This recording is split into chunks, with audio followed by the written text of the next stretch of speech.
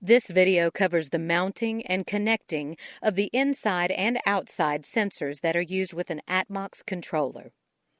ATMOX uses two sensors to measure temperature and humidity.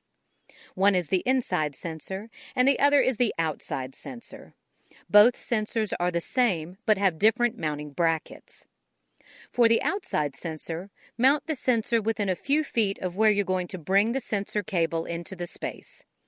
Do not leave the sensor jack outside and exposed to weather. Water will cause corrosion and sensor failure.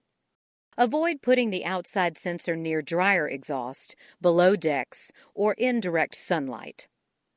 On the exterior wall, pre-drill holes for proper spacing. Screw to wall. Select your screws based on your surface. Next, mount the inside sensor. In a crawl space, select a joist near the center, not close to a dehumidifier if installed. In an attic, select a joist or rafter halfway between the high and low point. Remove the sensor from the cradle.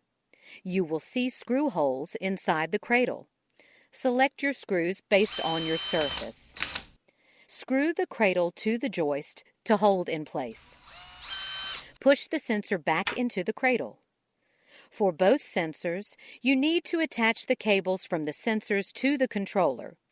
Use the extension cables to reach the controller as needed. Each extension cable is 25 feet long. You can use up to 3 of the extension cables for one cable run.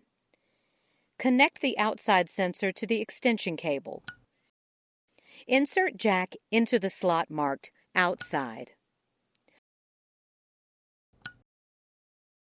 Connect the inside sensor to the extension cable. Insert jack into the slot marked inside.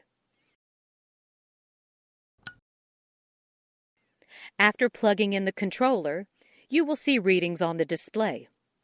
Now go back to fasten the cable to joists. Be careful not to staple through any cables or create too much tension on the cable. Create a service loop at each coupler location. One quick reminder, you cannot test fans and accessories until the sensors are installed and reading properly.